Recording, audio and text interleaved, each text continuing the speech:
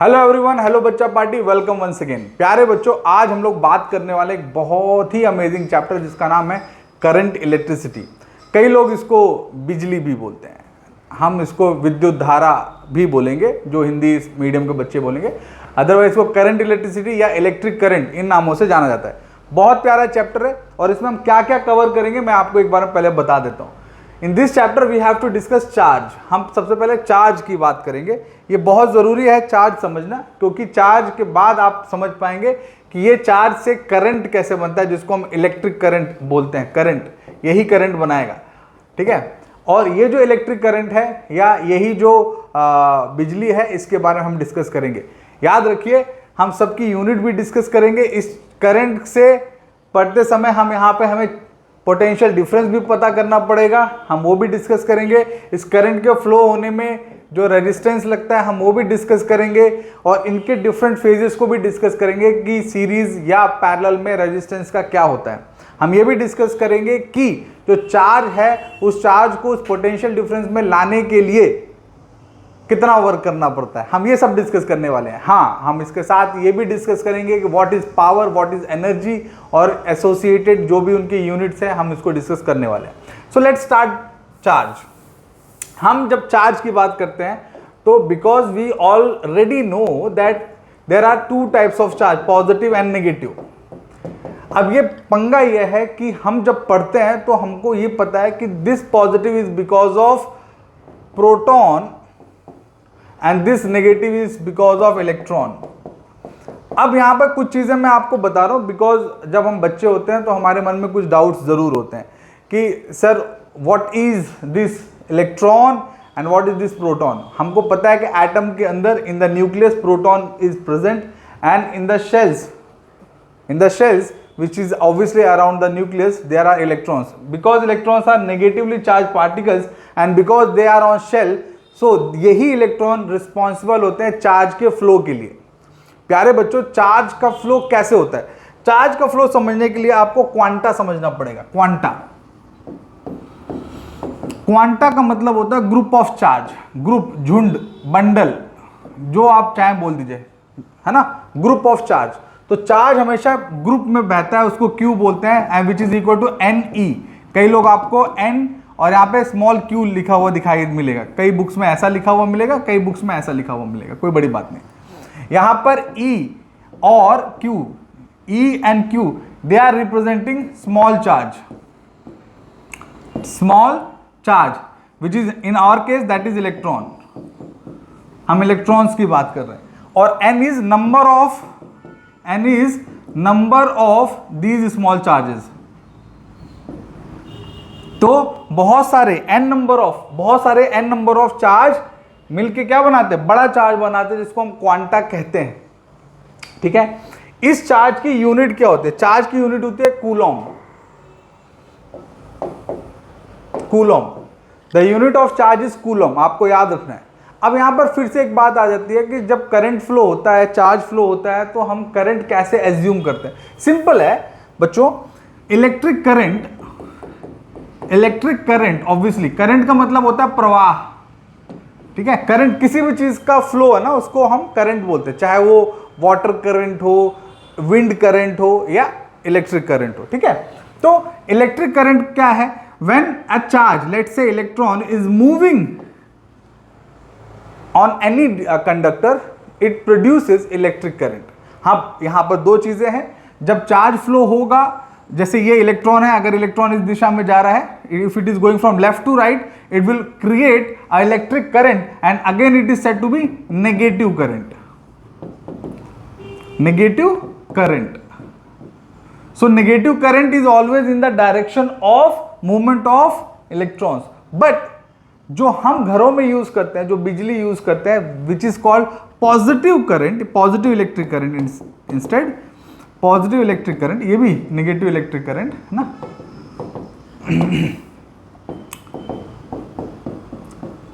Positive electric current, it is always opposite to the movement of flow of electrons. मतलब ये कि जो positive electric current होता है, अगर इलेक्ट्रॉन लेफ्ट टू राइट जा रहा है तो वो राइट टू लेफ्ट जाएगा, ठीक है। अब फिर से, क्योंकि हमें पता चल गया कि हम करंट की बात कर रहे हैं, तो करंट को प्रेजेंट किया जाता है आई से, करंट को प्रेजेंट किया जाता है आई से, and again I is equal to Q by T. What is Q by T? Q means the quanta, the charge which we have discussed, and T is the time taken for flowing of the charge. मतलब ये कि आसान भाषा में अगर मेरे को बोलना है, if I want to say it in very layman language, तो मैं बोलूंगा the rate of flow of charge is called electric current in an any conductor. मतलब rate मतलब anything which is discussed in terms of time, वो हमको rate बोलते हैं. जैसे बैंक में रेट ऑफ इंटरेस्ट होता है ना, इतने साल के लिए ऐसा. तो the rate of flow of charge, rate of flow of charge is called electric current. Correct है, इज कॉल्ड इलेक्ट्रिक करंट. अब यहां पर दो तीन चीजें मैं आपको फट फट फट बता देता हूं. पहली चीज, जब आप ध्यान से देखेंगे तो आपको पता चलेगा कि ये I Q और T पे डिपेंड कर रहा है, और Q is also equal to n e by T. अभी अपने लिखा था ना, यहां पे देखिए हमने यहां पर लिखा हुआ था, ये देखिए Q is equal to n e, है ना.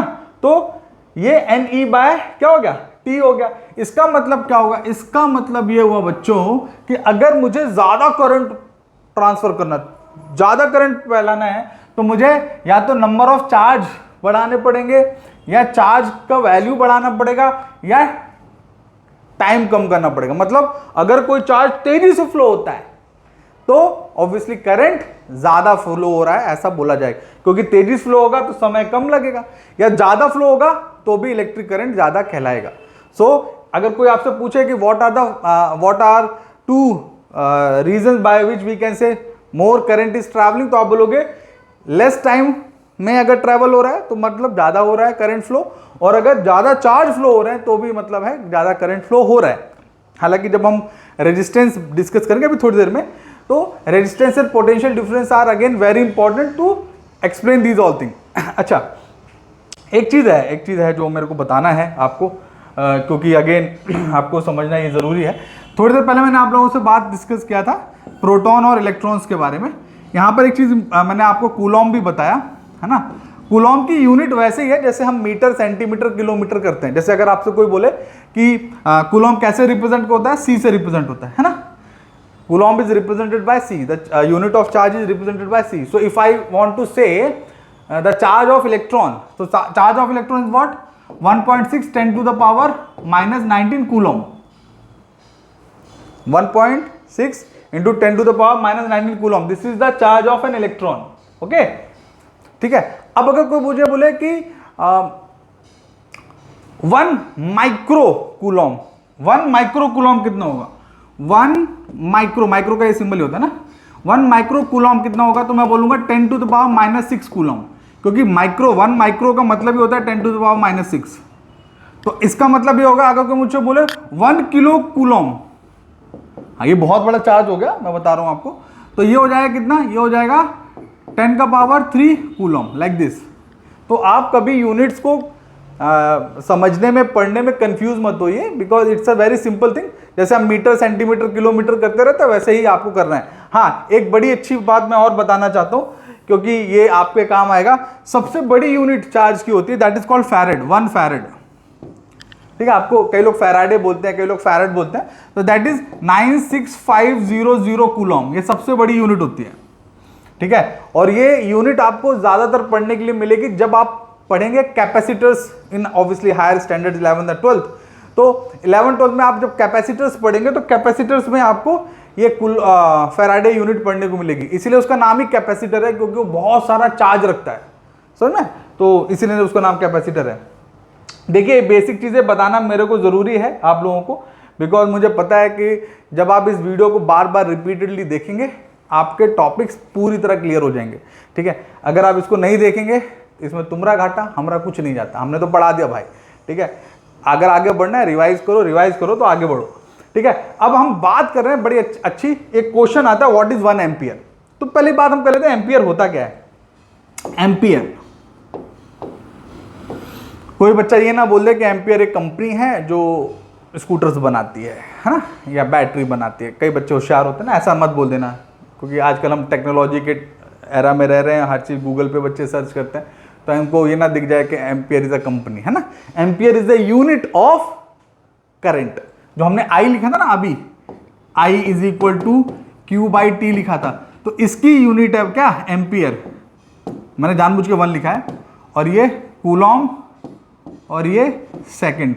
अब मैं आपको है ना सेकंड ऐसी लिख दो, ठीक है। अब मैं आपको एक ट्रिक दे रहा हूं। ट्रिक ये है कि if someone ask you what is 1 ampere, 1 ampere, इसका क्वेश्चन आ चुका है आप लोगों के लिए, कई बार पूछा जाता है, और मैं आपको एक स्मार्ट ट्रिक इसलिए दे रहा हूं ताकि आप लोग अच्छी तरह रिजल्ट जनरेट करो और आपको कॉन्फिडेंस आ जाए पढ़ते समय, क्योंकि हर चीज रट के आप नहीं कर सकते, रट के कुछ नहीं हो सकता। इसके लिए ट्रिक समझ जाओ। तो ट्रिक क्या है मेरे प्यारे बच्चों, अगर मैं यहां पर सबको 1 1 कर दूं, जैसे मैंने अभी आपके सामने किया, ये भी 1 ये भी 1, तो आंसर अपने आप 1 आ जाएगा, ये सुनो। तो अब मैं 1 एम्पियर बोल रहा हूं, चेक करो, जो डेफिनेशन आपको अच्छी लगती है आप उस डेफिनेशन का सहारा ले सकते हैं। If 1 coulomb of charge is flown for 1 second, if 1 coulomb of charge is flown for 1 second, the current flown is said to be 1 ampere. 1 coulomb का चार्ज अगर 1 सेकेंड के लिए प्रवाहित होता है तो बनने वाला करंट 1 एम्पियर कहलाएगा। आसान था ना। या कोई बच्चा ऐसा भी बोल सकता है कि the 1 ampere is ratio of 1 coulomb with 1 second. गलत नहीं है, ये तो बहुत ही सबसे इजी वाली चीज होगी।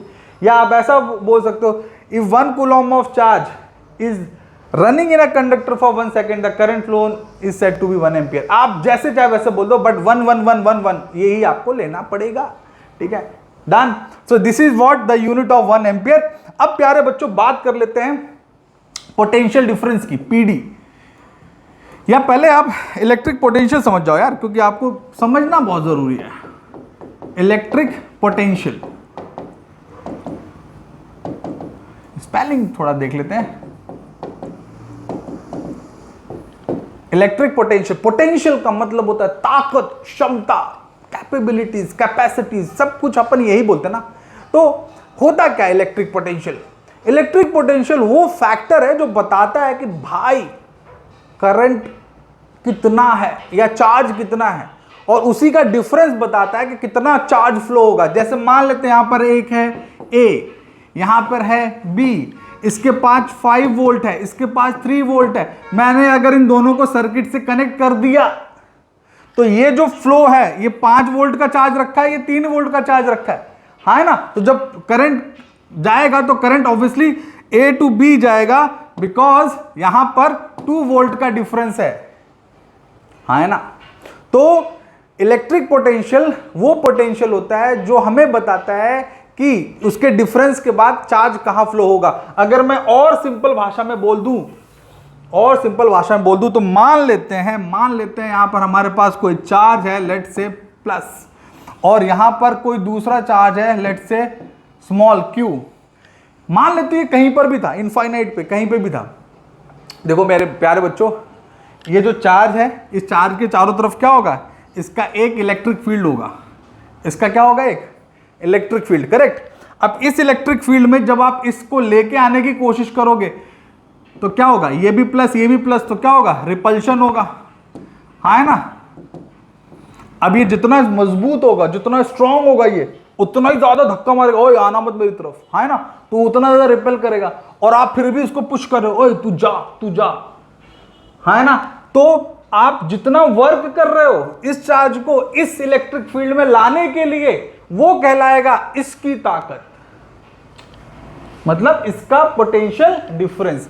सो पोटेंशियल डिफरेंस पता नहीं चलता। देखो पोटेंशियल डिफरेंस पैसे की तरह है, किसके पास कितना है हमको नहीं पता। वो जाएगा आईफोन खरीदेगा, कार खरीदेगा, दान कर देगा, लुटाएगा, तो हमको हाँ यार बहुत पैसे वाला है, जेब में रखेगा तो नहीं पता। तो सिमिलरली ये इसके पास कितना पैसा हमको नहीं पता, हम जाके लेके गए आईफोन। अब आईफोन को तो अट्रैक्ट करना चाहिए ना, तो थोड़ा इसको फोर्स की तरह लो, तो ये क्या रिपेल कर रहा है उसको, है ना।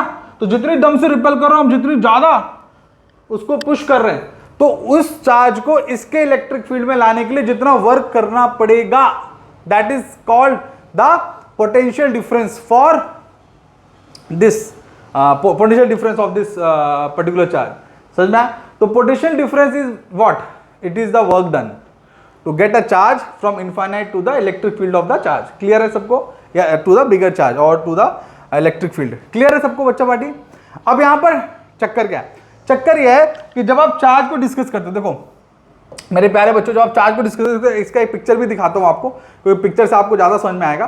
ठीक है, ये देखो यहां पर है ना एक चार्ज बॉडी है पॉजिटिव, और एक टेस्ट चार्ज को हम यहां लेके आए। याद है ना, टेस्ट चार्ज अगर आपने नेगेटिव ले लिया, बच्चे हमेशा होशियार होते हैं, बच्चों ले sir why are taking positive charge, why not you are taking negative charge. जब नेगेटिव चार्ज ले लोगे ना, वो अट्रैक्ट कर लेगा, अट्रैक्ट कर लेगा तो तुम्हें वर्क नहीं फील होगा। तो वर्क तब फील होगा जब तुमको रिपल्शन आए। रिपल्शन मतलब तुमको मेहनत करनी पड़ेगी ना चार्ज को लेके जाने में, जब मेहनत ही नहीं है तो काय का वर्क। तो इसीलिए हम पॉजिटिव चार्ज लेते हैं, करेक्ट। और जैसा कि आप देख सकते हैं वही potential difference is represented bye V, that is volt, W work, Q quanta charge. समझ में आया कि नहीं? अब मैं आप लोगों से बोल रहा हूं, आप लोग मुझे बताओ what is the unit of, sorry what is the formula for या डेफिनेशन फॉर 1 वोल्ट। 1 वोल्ट की क्या डेफिनेशन है? वर्क की यूनिट क्या होती है? जूल। चार्ज की यूनिट क्या होती है? कूलॉम। यस और नो? तो अपन को चाहिए क्या? 1 वोल्ट। तो हम डेफिनेशन बना दें, क्या होगी डेफिनेशन? सिंपल है, when 1 coulomb of charge, sorry ऐसा, when 1 joule of work done, when 1 joule of work done to get 1 coulomb of charge in a electric field, the potential difference is said to be 1 volt. समझ में? जब 1 joule का काम किया जाए, 1 Coulomb charge को किसी भी क्या इलेक्ट्रिक फील्ड में लाने के लिए या पोटेंशियल डिफरेंस में लाने के लिए, सो द वोल्टेज या the potential difference is said to be 1 volt. याद रखना, मैं इलेक्ट्रिक फील्ड बोल रहा हूं, आप कंफ्यूज मत होना। इलेक्ट्रिक फील्ड का मतलब जहां पर आपको वो पोटेंशियल डिफरेंस फील हो। समझना है? कई बच्चे कंफ्यूज मत हो जाना। तो किसी भी पोटेंशियल डिफरेंस में हमें 1 कूलॉम चार्ज को लाने के लिए कितना वर्क करना पड़ रहा है, सॉरी 1 जूल अगर वर्क करना पड़ रहा है तो पोटेंशियल डिफरेंस 1 व्हाट वोल्ट कहलाएगा मेरे प्यारे बच्चों। अब ये बात हमें समझ में आगे, देखिए सिंपल है ना, हमने वर्क क्यू भी सब डिस्कस कर लिया, यूनिट ऑफ पोटेंशियल डिफरेंस भी हमारे पास आ गया W/Q। तो हमें ये सब डिस्कस करने की आवश्यकता नहीं है, तो सीधे चल जाते हैं हम अब रेजिस्टेंस पे। ठीक है प्यारे बच्चों, रेजिस्टेंस बड़ा अच्छा टॉपिक है, मतलब लिटरली अच्छा टॉपिक है। रेजिस्टेंस नाम से ही बहुत कुछ पता चल जाता है। रेजिस्टेंस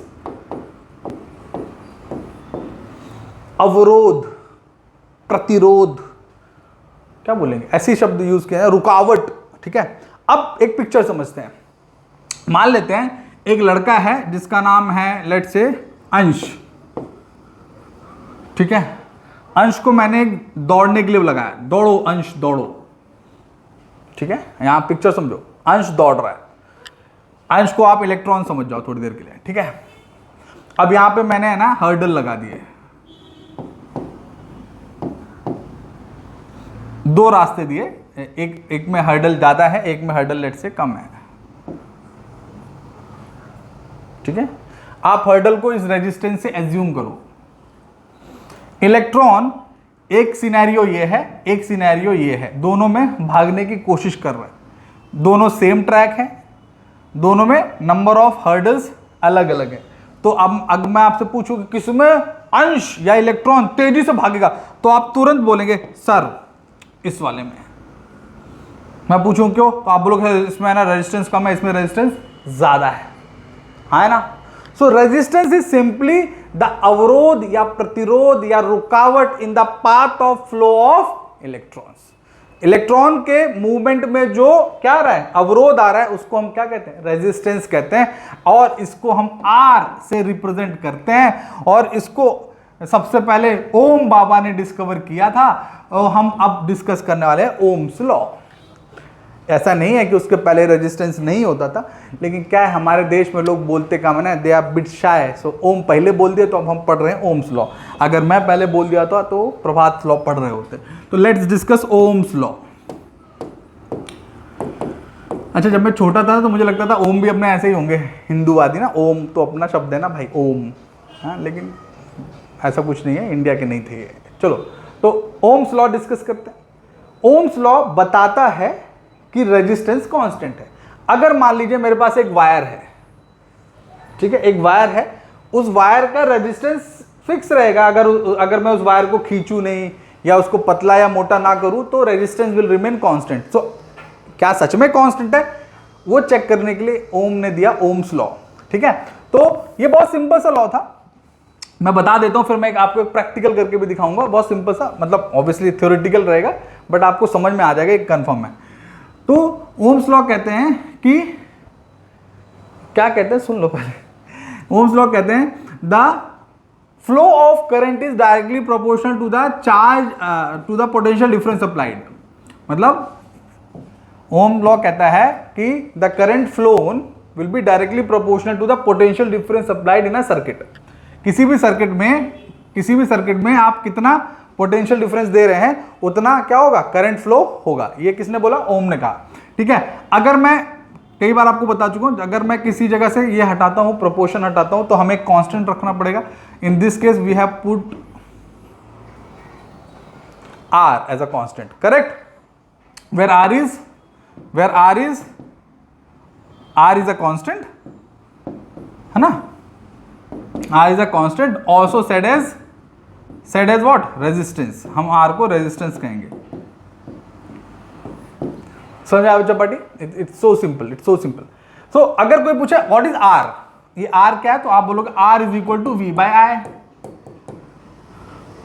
R किसने दिया, रेजिस्टेंस किसने दिया, ओम ने। तो ओम का सिंबल क्या था, ये सिंबल था।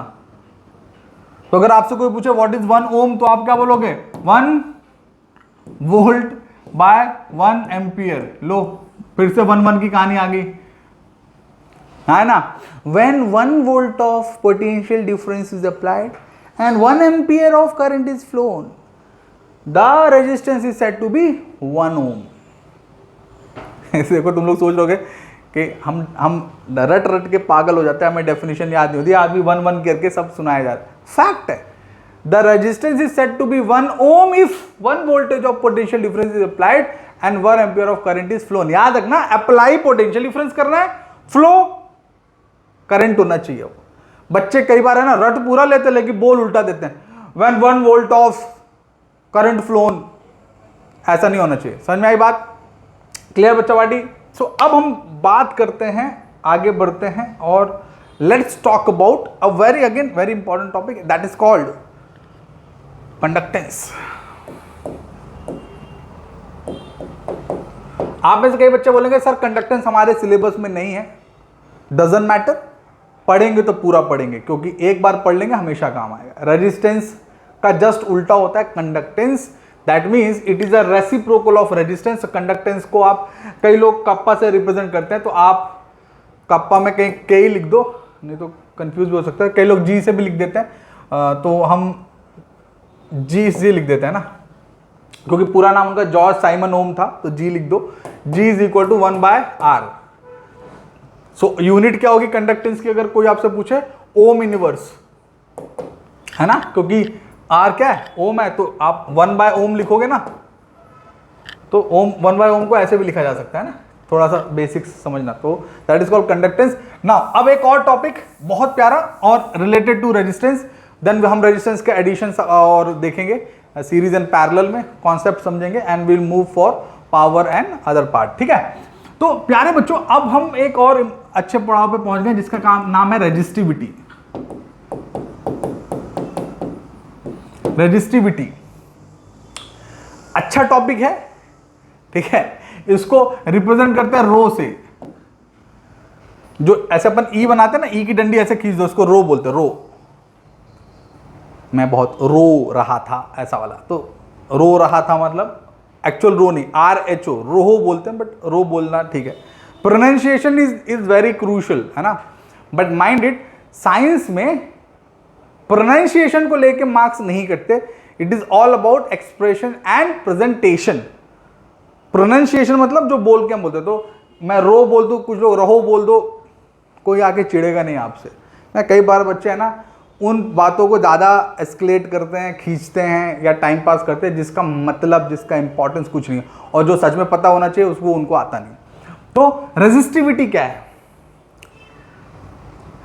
चलो आओ देखते हैं, एक कहानी समझते हैं ना रेजिस्टिविटी के लिए, तब आपको मजा आएगा। ठीक है, क्यों समझते हैं? क्योंकि ये बहुत जरूरी है। मान लेते हैं ये एक रास्ता है और ये एक रास्ता है। मैं दो एग्जांपल सेट करता हूं ना। पहले एक ये देखो, एक ये रास्ता है बड़ा चौड़ा सा, और एक रास्ता है पतला सा, है ना। आप गाड़ी चला रहे हो, आपको किस रास्ते में रेजिस्टेंस कम मिलेगा? मतलब किस रास्ते पे आप तेजी से गाड़ी चला सकते हो या ज़्यादा सरल होगा गाड़ी, चौड़े रास्ते पे या पतले रास्ते पे? तो आप बोलोगे सर ये वाले पे हम गाड़ी आसानी से चला सकते हैं, मतलब इस पे रेजिस्टेंस लेस होगा, लेस रेजिस्टेंस। हाँ है ना, क्लियर? मैं आपको एग्जांपल समझा इसलिए रहा हूं ताकि जब मैं आपको उस चीज को फॉर्मुलेट करूं तो आप फट से समझ जाओ। तो एक ये हो गया ना, मतलब अगर रेजिस्टेंस की बात करें तो resistance is inversely proportional to cross section area, मतलब एरिया ज्यादा बड़ा होगा तो रेजिस्टेंस कम होगा, है ना। तो एरिया बड़ा तो रेजिस्टेंस कम। इसीलिए आपने देखा होगा कि जो खंभों के वायर होते हैं, बड़े बड़े वायर होते हैं, वो मोटे भी होते हैं। अगर मोटे होंगे तो रेजिस्टेंस कम होगा, अगर पतले होंगे तो रेजिस्टेंस ज़्यादा होगा। और मैं आपको भी थोड़ी देर में पढ़ाऊंगा कि when there is more resistance there will be more heating, and if there is more heating effect of electric current, अच्छा टॉपिक हम डिस्कस करेंगे। और ऑब्वियसली उससे वायर जल जाते हैं, आग लग जाती है, ये सब होता है। तो मोटे वायर होना ज़रूरी है।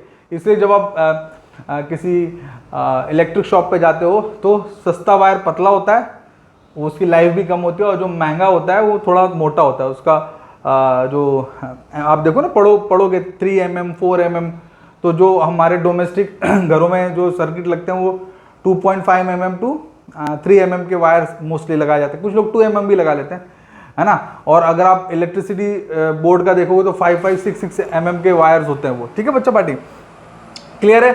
सो अब हम इसी को डिस्कस करेंगे। तो एक तो हो गया रेजिस्टेंस, क्लियर है यहाँ तक कोई दिक्कत? अब दूसरा एक टॉपिक है जो हम टॉपिक नहीं सॉरी कंडीशन। एक ये रास्ता है जो लंबा है और एक ये रास्ता है जो छोटा है। एक लंबा रास्ता है और एक छोटा रास्ता है, ठीक है। याद रखिए, कई बच्चे बोल सकते हैं ये मोटा दिख रहा है, पतला दिख रहा है। मैं ये बोल रहा हूँ कि दोनों सेम मोटाई के हैं। मैं एक्चुअली ये मुझे लग ही रहा था कोई बच्चा ऐसा बोले ना, तो आप एज्यूम करो कि सेम ही मोटाई है इनकी, है ना। मैं मतलब सेम थिकनेस है। तो अगर मैं बोलता हूँ कि वायर लंबा है और एक वायर छोटा है, तो किसमें ज़्यादा आपको रेजिस्टेंस मिलेगा?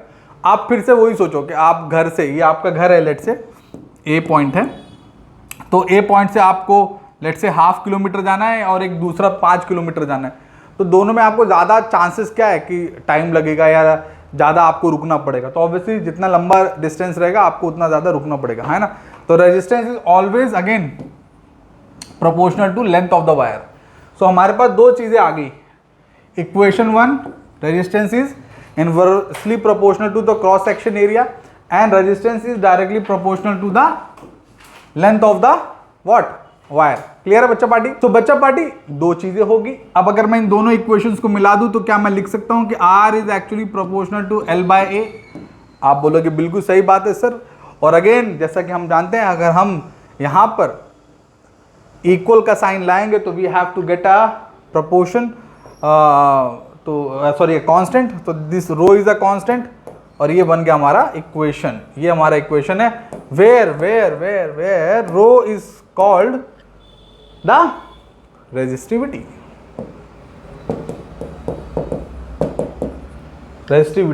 समझ में आई बच्चा पार्टी बात? तो रेजिस्टिविटी इज अ कांस्टेंट और वो इस तरह से आता है। याद रखिएगा कि अगर मैं बात कर रहा हूं रेजिस्टिविटी की, तो रेजिस्टिविटी एक कांस्टेंट है जो length of the wire and cross section area पे डिपेंड करेगा। तो अगर कोई वायर है और उस वायर या उस मटेरियल को हम समझें तो किसी एक सर्टेन मटेरियल की रेजिस्टिविटी सेम रहेगी।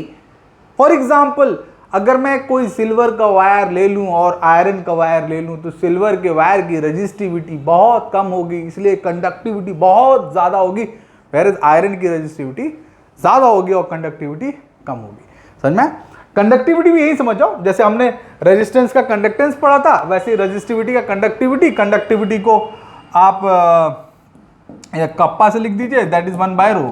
तो रेजिस्टिविटी का होता है कंडक्टिविटी। क्लियर बच्चा पार्टी?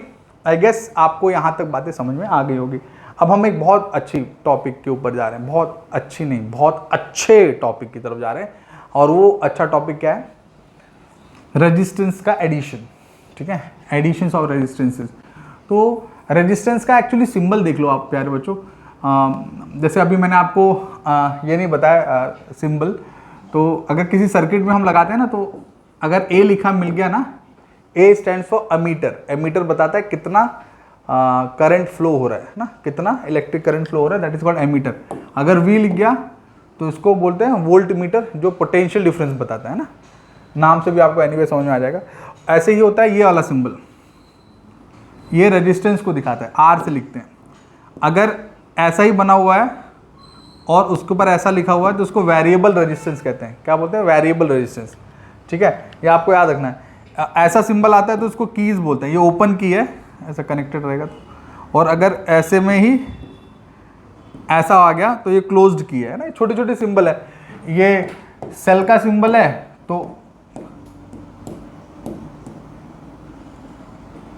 ये बैटरी का सिंबल है। ऐसा आपको याद रखना पड़ेगा। ये बड़ा वाला पॉजिटिव होता है, छोटा वाला नेगेटिव होता है। ये छोटी छोटी चीज़ें आपको बेसिक्स है, आपको पता होनी चाहिए, और अपन को अभी काम आने वाले, इसलिए मैंने बता दिया। ठीक है, मैंने आपसे कहा था कि मैं आपको एक प्रैक्टिकली ये करके दिखाऊंगा कि कैसा ये होता है। तो चलिए एक एग्जांपल्स देख लेते हैं कि क्या सच में रेजिस्टेंस कांस्टेंट होता है। So let's have a look. मान लेते एक सर्किट है, मैं बहुत सिंपल बना रहा हूँ यार। ठीक है, ये मैंने कनेक्ट कर दिया, ये कीज कनेक्ट कर दी है ना, समझाने के लिए एकदम सिंपल। ये आर है, ये हमने यहाँ पर वोल्टेज लगाया और ये करंट आई फ्लो हुआ, बस एकदम सिंपल, एकदम बच्चे बच्चे समझ जाए इसके लिए।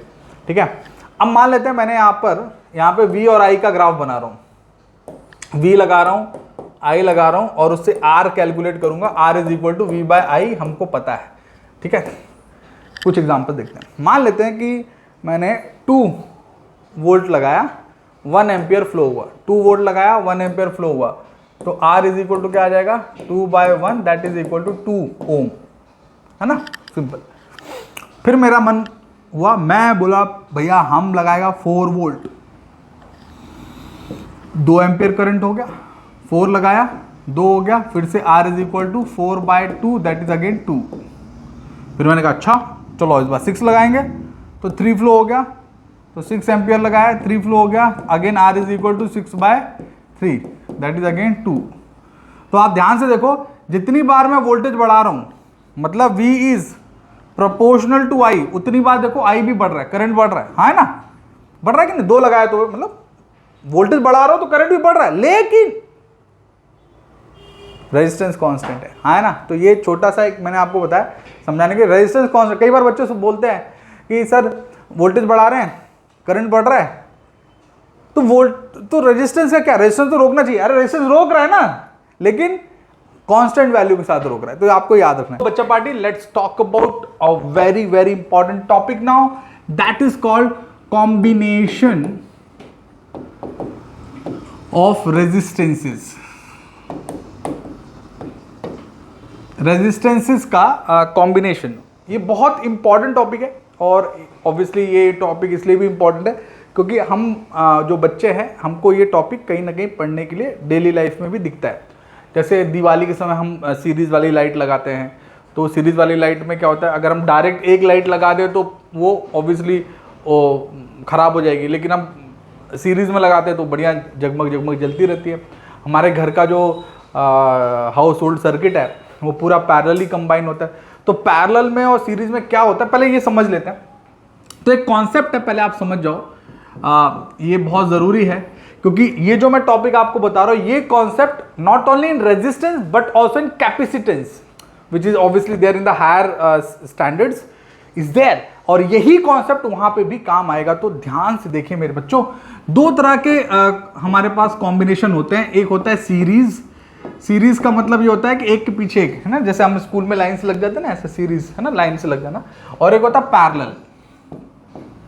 ये दो तरह के कॉम्बिनेशंस होते हैं। अब सीरीज और पैरेलल दिखने में कैसे होते हैं एक बार देख लीजिए आप लोग, मैं बता देता हूँ। जैसे मान लेते हैं मैंने ऐसे लगा दिया, ये 1 2 3 ऐसे करके लगा दें, ठीक है, ऐसा लगा दिया। पैरेलल में क्या होता है, 1 2, अब मैं 3 बता रहा हूं तो इसका मतलब ये नहीं कि 3 ही लगाओ, आप 300 लगा दो, आपकी मर्जी, ऐसा कुछ जरूरी नहीं है ना। मतलब इनका एक कॉमन पॉइंट होता है ना, ओरिजिन होने का। अब इसमें क्या होता है, इसमें हमेशा करंट आई स्प्लिट होता है। यहाँ I1 I2 I3 ऐसा स्प्लिट हो जाएगा, अगर ज्यादा होंगे तो I4 हो जाएगा। मतलब पैरेलल में करंट स्प्लिट हो जाता है, ब्रेक हो जाता है, जितने पाथ, मतलब करंट को जितने रास्ते मिलेगा हर रास्ते में वो मुड़ जाएगा, डिपेंड करेगा उसका रेजिस्टेंस कितना है, ठीक है। जैसे यहाँ R1 है तो I1 हो गया, R2 है तो I2 हो गया, R3 है तो I3 हो गया सब। लेकिन जब सीरीज होता है तो I विल रिमेन सेम, जैसे I यहां पर है, I यहां पर रहेगा, लेकिन वोल्टेज V1 हो जाएगा, V2 हो जाएगा, V3 हो जाएगा। मतलब सीरीज में, सीरीज कॉम्बिनेशन में करंट कांस्टेंट रहता है, current constant, but voltage split होता है, ठीक है। जबकि पैरेलल में क्या होता है, वोल्टेज कांस्टेंट रहता है और करंट स्प्लिट होता है। ये मैं आपको जानबूझ के बता रहा हूं, आप समझिए। आप एक चीज बस याद रखो, पैरेलल वाला से याद रखो, पैरेलल में जितने रास्ते उतना करंट, जितने रास्ते उतना करंट, ये याद रखो, जितने रास्ते उतना करंट, ये याद रखो बस। तो सीधी सी बात है, एक रास्ता तो एक करंट, ज्यादा रास्ते अलग अलग करंट, ऐसा याद रखो। तो ऑब्वियसली इसका उल्टा हो जाएगा वोल्टेज के लिए। अब मैं आपको करके दिखाता हूं। पहले सीरीज कॉम्बिनेशन देख लीजिए, सीरीज कॉम्बिनेशन ऑफ रेजिस्टेंस। अच्छा, एक बच्चे ने थोड़ी देर पहले मुझसे पूछा था कि सर पोटेंशियल डिफरेंस और इलेक्ट्रोमोटिव फोर्स में क्या डिफरेंस है। देखो, जब हम सेल पढ़ते हैं, सेल या बैटरी पढ़ते हैं, तो वहां पे पोटेंशियल डिफरेंस की जगह इलेक्ट्रोमोटिव फोर्स यूज किया जाता है शब्द। दोनों का सिंबल V ही रहता है, दोनों का मतलब भी सेम रहता है, बट वहां पे इलेक्ट्रोमोटिव फोर्स का मतलब होता है the amount of charge flown from one terminal to another.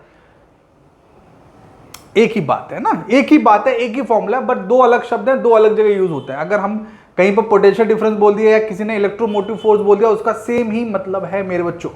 तो आप सेम मान के सॉल्व करना, कभी गलत नहीं होगा, कोई टेंशन नहीं आएगी। तो अब इसमें देखिए, मान लेते हैं 1 2 3 ऐसे करके हमने रेजिस्टेंस जोड़ दिए, और यहाँ पर हमने सेल जोड़ दिया, यहाँ पे कीज जोड़ दी, कीज को कनेक्ट भी कर दिया, वायर को कनेक्ट कर दिया, बस। ये है, हम इसका कलर थोड़ा चेंज कर देते हैं। ये R1 है, ये R2 है, ये R3 है। हमने वोल्टेज V लगाया था, करंट I फ्लो हुआ था, यहाँ पर V1 हो गया, V2 हो गया, V3 हो गया। तो क्या हो गया, V जो था ना, V हो गया V1 plus V2 plus V3, correct. अब V इज इक्वल टू क्या होता है, V इज इक्वल टू होता है RI, है ना। अब अगर मैं यहां पे लगाऊंगा तो क्या हो जाएगा, वेरी गुड, R1I, है ना, इसको R को मैंने थोड़ा गंदा लिख दिया, R1I, क्योंकि I कांस्टेंट है, हमने लिख चुके हैं सीरीज में, R2I प्लस R3I, है ना, क्योंकि जैसे V1 की जगह R1 ना, V1, अरे मेरे बच्चों V is equal to RI होता है ना, ये हमको पता है। तो हमने इस V की जगह RI लिख दिया, और V1 की जगह R1I, R2I, R3I। अब इन सबसे I कॉमन ले लो, I तुझा आशीर्वाद, है ना। तो क्या आ जाएगा यहाँ पे, R1 plus R2 plus R3, है ना, V यहाँ RI, फिर नहीं, ये ठीक है। तो ये I कट गए, तो क्या आ गया, R is equal to R1 plus R2 plus R3। मतलब ये कि अगर हम सीरीज कॉम्बिनेशन लेते हैं, series combination of resistances, so all the resistance get combined, है ना, in series combination the total resistance is sum of each resistance, simple. अब इसी पिक्चर में अगर मान लो ये तीनों आर सेम होते हैं और बहुत सारे आर होते, मतलब ये एक क्वेश्चन है कि let's say there are n numbers of R resistances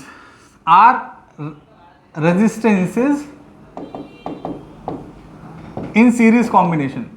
अगर बहुत सारे हैं सीरीज कॉम्बिनेशन में लगे हैं तो R टोटल क्या होगा, R total R plus R plus R plus R n तक जाएगा, तो टोटल कितना आ जाएगा, R total is simple is equal to n R. बस सभी रेजिस्टेंस को सम कर दो, बस सिंपल। जैसे फॉर एग्जांपल अगर मैं एक क्वेश्चन आता है, एक सिंपल से एकदम बचकान क्वेश्चन ले लो, 10 resistance of 2 ohm are connected in series, then total resistance,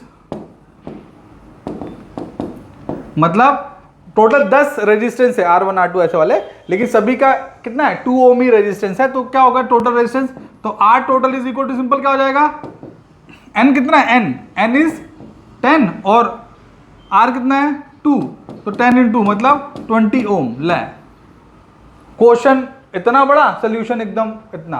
तो अगर आपको कॉन्सेप्ट पता है तो ऐसे सॉल्व कर लोगे, नहीं पता है तो फिर तो, जब नहीं पता है तो फिर तो सब कुछ राम जाने, है ना, फिर तो 4 गोले हैं, जय माता दी गोले। तो ये हो गया series. Let's talk about parallel. अगर कॉन्सेप्ट पता है तो जिंगल बेल, नहीं पता है तो आलिस बेल। तो अब पैरेलल कॉम्बिनेशन, ठीक है मेरे प्यारे बच्चों, अगर पैरेलल कॉम्बिनेशन आप देख रहे हैं तो बहुत सिंपल है। जैसे मान लीजिए मैंने ड्रॉ कर दिया आप लोगों के लिए,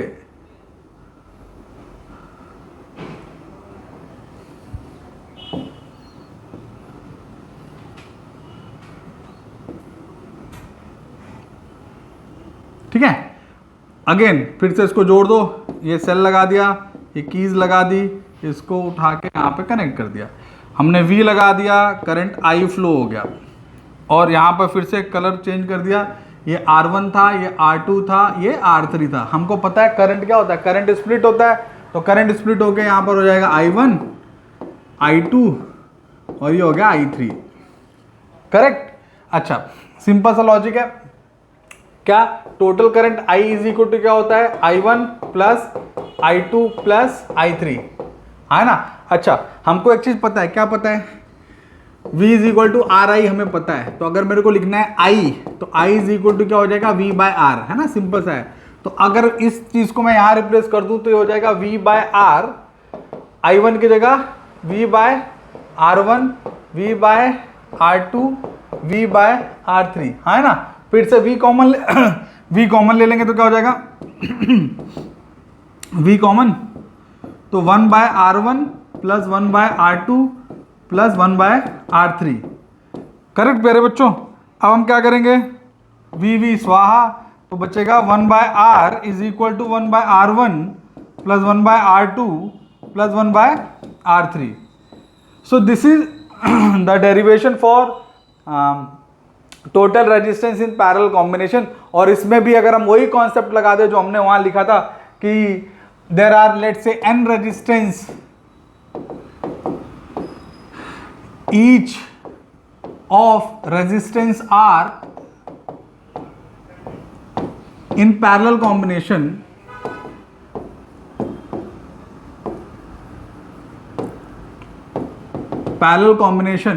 then total resistance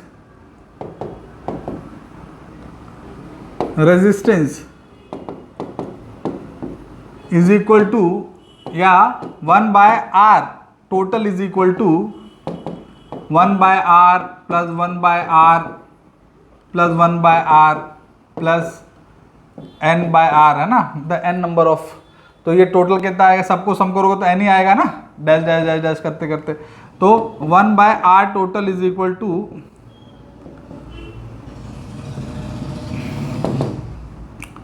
what, n by R, so r is equal to r by n, simple. तो अगर आप ध्यान से देखो ये r टोटल है, सॉरी है ना, ये r टोटल लिख देता हूँ, टोटल देखो r बाय n। तो अगर आप यहाँ देखोगे इस वाले फॉर्मूले में जो हमने सीरीज के लिए किया था n आ रहा था, इसमें r बाय n बस। तो अब आप ध्यान से देखो, एक एग्जांपल से मैं समझाता हूँ, ये तो और अच्छा हो जाएगा आपके लिए एग्जांपल, कि अगर फिर से वैसे ही क्वेश्चन है 10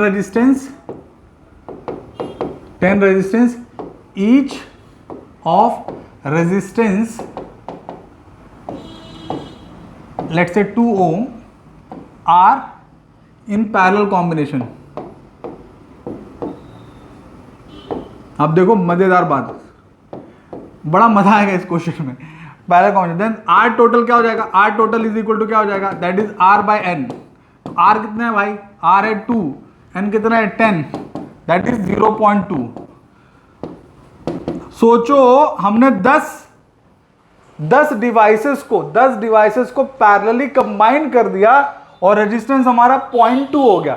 इसका मतलब क्या है, इसका मतलब यह है कि पैरेलल कॉम्बिनेशन में जो टोटल रेजिस्टेंस होता है वो सभी रेजिस्टेंस में से जो लीस्ट वैल्यू होगी ना उससे भी कम होगा। इसीलिए हमारे घरों में पैरेलल सर्किट लगाए जाते हैं, तभी हमारा फ्रिज, एसी, वॉशिंग मशीन, जितना कुछ है वो एक साथ अच्छी तरह वर्क करता है। समझ में आई बात? क्यों? क्योंकि पैरेलल में टोटल रेजिस्टेंस हमेशा कम हो जाता है, जबकि सीरीज में वो रेजिस्टेंस बढ़ जाता है। समझ में आया प्यारे बच्चों बात? अब बात करते हैं वर्क, क्योंकि अपन को ये वर्क एंड पावर भी समझना है, तो लेट्स टॉक अबाउट वर्क। अच्छा, आप लोगों को याद होगा हमने थोड़े पहले ऐसा फॉर्मूला कुछ पढ़ा था, V is equal to W by Q पढ़ा था। अच्छा, हमने एक और फॉर्मूला पढ़ा था, हमने बहुत सारे फॉर्मूले पढ़े। अच्छा, W अगर मैं यहाँ से निकालूँ, QV निकाल सकते हैं क्या, QV? चलो अब अपन साइंस का एक मैजिक देखते हैं। V is equal to RI होता है क्या? बिल्कुल होता है। तो ये क्या हो सकता है, ऐसा लिख सकते हैं Q R I, देखो W is equal to V की जगह हमने लिख दिया। अच्छा एक बात बताओ, क्या हम ऐसा लिख सकते हैं, ये अभी बहुत सारी चीज़ें लिख सकते हैं, लेकिन क्या हम ऐसा लिख सकते हैं कि I is also equal to Q by T, होता है ना, I is equal to Q by T. तो I की जगह पर मैं ऐसे लिख दूं Q R और अगेन Q बाई टी। तो यहाँ पे Q 2 बार आ गया, तो अपन लिख सकते हैं Q square R by T. ये सब वर्क के फॉर्मूले चल रहे हैं। ये फॉर्मूला है वर्क का जब आपको चार्ज और रेजिस्टेंस दिया हो, ये फॉर्मूला है वर्क का जब आपको चार्ज और पोटेंशियल डिफरेंस दिया हो, ये आपको है जब रेजिस्टेंस और आई दिया हो। ऐसे ही आपको बार बार करके इसको निकालें। ये वर्क है, इलेक्ट्रिकल वर्क, इसको आप वर्क बोलोगे, लेकिन कौन सा वर्क, मैकेनिकल वर्क नहीं, इलेक्ट्रिकल वर्क बोलोगे आप। समझ में आई बच्चा बड़ी बात? अब let's talk about power also. Electrical power, जैसे इलेक्ट्रिकल वर्क है तो electrical power. What is power? देखो मैं आपको बहुत बेसिक चीज बता रहा हूं, मुझे पता है आप में से कई बच्चों को पता होगा। Work, the rate of doing work is called power. जो आपने यहां इलेक्ट्रिकल वर्क लिखा ना, ये इलेक्ट्रिकल एनर्जी भी है, वर्क एनर्जी एक ही बात होती है मेरे बच्चों। पावर क्या होता है, the rate of doing work, मतलब power P is equal to W by T, simple. तो इसका मतलब क्या होगा, P is equal to W by T, power is equal to W by T, W is equal to QV by T, Q by T is equal to क्या होता है, I, तो power is equal to VI, है ना। V is equal to क्या होता है, RI, तो V की जगह और लिख दो RI और I, तो I स्क्वायर हो गया, तो क्या हो गया, I स्क्वायर R, ये हो गया व्हाट, अरे मैंने T उड़ा दिया यहाँ से तो Q बाई, नहीं सही लिखा था अपन ने, सॉरी सही लिखा था।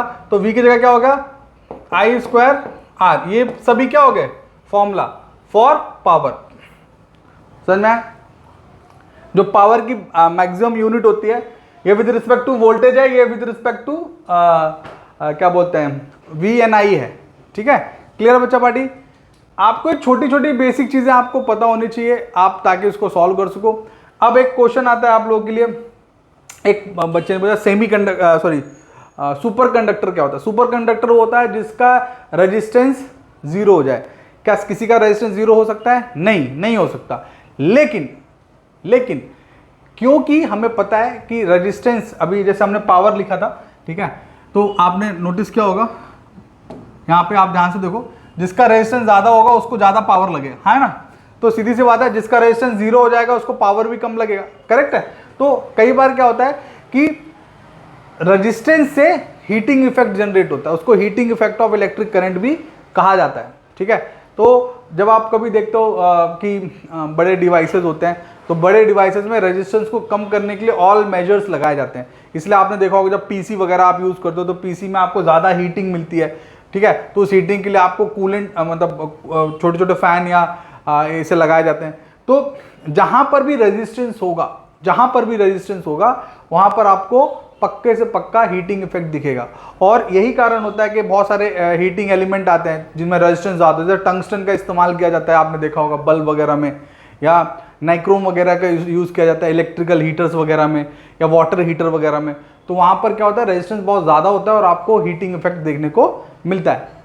सुपर कंडक्टर एक हाइपोथेटिकल सिचुएशन होती है जहाँ पर हम क्या करते हैं, कंडक्टिविटी बढ़ाते हैं। तो कंडक्टिविटी बढ़ाने का मतलब है रेजिस्टिविटी कम करना या रेजिस्टेंस कम करना, और रेजिस्टेंस कम करने के लिए आपको क्या करना पड़ेगा, हीटिंग कम करनी पड़ेगी। तो अक्सर सुपर कंडक्टर्स बनाने के लिए आपको बहुत नेगेटिव टेम्परेचर लेके जाना पड़ता है या बहुत ज़्यादा कूलिंग डेवलप करनी पड़ती है, और आप एक बहुत अच्छे लेवल का, not absolute accurate super conductor but close to that super conductor thing आप बना सकते हैं। और कई लोग यूज़ भी कर रहे हैं, नो डाउट। आपने देखा होगा आजकल जो फ़ोन वगैरह आते हैं उसमें बड़े अच्छे कूलेंट वगैरह यूज़ किए जाते हैं। कूलेंट मतलब इन द सेंस कि वो लोग लिक्विड कूल प्रोसेसर वगैरह भी यूज़ करने लगे, कार वगैरह में लिक्विड कूल्ड इंजन आने लगे, और ये सब इसीलिए आता है ताकि रेजिस्टेंस को या हीटिंग इफेक्ट को कम किया जा सके। याद रखिए, हीटिंग हमेशा लॉस ऑफ एनर्जी को इंडिकेट करता है और एफिशिएंसी को डिक्रीज करता है। अब हमने रेजिस्टेंस और बाकी चीज़ें पढ़ ली, सुपर कंडक्टिविटी हमने डिस्कस कर लिया, पावर डिस्कस कर लिया, आप हाउस होल्ड का हमने डिस्कस कर लिया, हाउस होल्ड में पैरेलल कॉम्बिनेशन होता है, ठीक है। अब एक ही चीज़ बचती है कि जो हमारे हाउस होल्ड्स हैं, उस हाउस होल्ड्स में क्या बोलते हैं उसको, जब हम लोग जब छोटे थे तो कटआउट बोला करते थे, ठीक है। तो आजकल इसको बड़ा अच्छा नाम यूज, एमसीबी वगैरह लगाते हैं लोग। तो एमसीबी क्या कैसे काम करते हैं, कटआउट कैसे काम करते हैं, या हाउस होल्ड को कैसे सिक्योर या सेफ किया जाता है। सिंपल सी बात है बच्चों, हमारे घर में जो वोल्टेज आ रहा है वो 220 वोल्ट का है। जितना ज़्यादा वोल्टेज होगा उतना ज़्यादा, आपने देखा होगा ना, देखिए इसको भूलिए मत, वोल्टेज ज़्यादा होगा तो पावर ज़्यादा होगा ना, सिंपल है। तो ज़्यादा पावर आ गया मतलब ज़्यादा वोल्टेज आ गया, ज़्यादा वोल्टेज आ गया मतलब ज़्यादा हीटिंग इफेक्ट, है ना। ये सब आप याद रखिए, ये सब सिंपल है।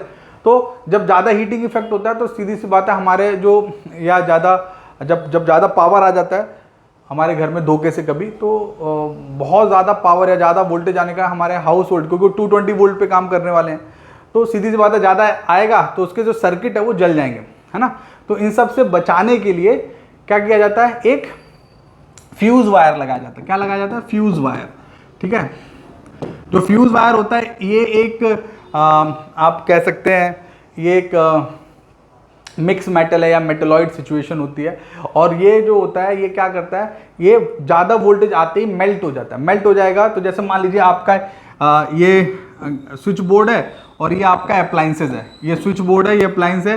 तो आपके स्विच बोर्ड से इस अप्लाइंस पे जाके ये एक बीच में एक फ्यूज़ वायर लगा हुआ है, ठीक है। अक्सर क्या होता है, जो हमारे घर में बिजली आ रही है ना, बिजली, वो बिजली मेन बोर्ड से हमारे घर तक जाने से पहले या हमारे एक्चुअल स्विच बोर्ड तक जाने से पहले ये इसको फ्यूज़ वायर को लगाया जाता है। आजकल तो और सिंपल कर दिया लोगों ने, स्विच वायर से पहले यहाँ पर ही हम लगा देते हैं फ्यूज़ वायर। तो जो हमारे खंबे से बिजली आ रही है मेन स्विच से, वो फ्यूज़ वायर से हो जाती है। और फ्यूज़ वायर क्या रहता है, एक बहुत ही पतला सा वायर रहता है, और जैसे ज़्यादा वोल्टेज आता है ये वायर क्या हो जाता है, मेल्ट हो जाता है। मेल्ट हो जाता है तो आगे जो बिजली जा रही थी वो आगे जा नहीं पाती, यहाँ से रुक जाती है, तो हमारे अप्लाइंसेस बच जाते हैं। आजकल तो फ्यूज़ वायर का कॉन्सेप्ट ख़त्म ही हो गया पूरी तरह से। आजकल एमसीबी आते हैं, वो आपने देखा ट्रिप हो जाते हैं, तो आपने देखा होगा, ठीक है। एमसीबी डिवाइसेस आते हैं, और मैं आपको एक चीज़ बता रहा हूँ, अच्छा हो गया एमसीबी डिवाइसेस आने लगे आजकल। तो कहीं अर्थिंग हो गई या ज़्यादा वोल्टेज आ गया तो ये ट्रिप हो जाते हैं। पहले क्या होता था, पहले होशियारी होती थी, ये फ्यूज़ वायर पक्का है ख़राब हो जाएगा, तो लोग क्या करते थे, नॉर्मल वायर को ही जोड़ देते थे। तो फिर उस फ्यूज़ वायर का जो एक्चुअल काम है वो कुछ काम का बचता नहीं था, तो घर के घर उड़ जाया करते थे, मतलब उड़ जाते थे, तो पूरे अप्लाइंसेस उड़ जाते थे। तो this is how the fuse wire actually work. बहुत अच्छी चीज़ थी, लेकिन अब फ्यूज वायर आउटडेटेड कॉन्सेप्ट है। आपको कोई पूछे तो आप बोल सकते हैं, इसलिए मैंने आपको बता दिया। मेरे ख्याल से इस चैप्टर में जितना आपको आना चाहिए सब कुछ हमने डिस्कस कर लिया है। क्वेश्चंस हमने ऑलरेडी सॉल्व कर रखे हैं। आई रियली होप कि आपको चैप्टर समझ में आया हो। कोई डाउट है या क्वेरी है, बिंदास पूछ लीजिए। मिलेंगे अगले लेक्चर में। अपना ध्यान रखिए, स्वस्थ रहिए। जय हिंद, वंदे मातरम।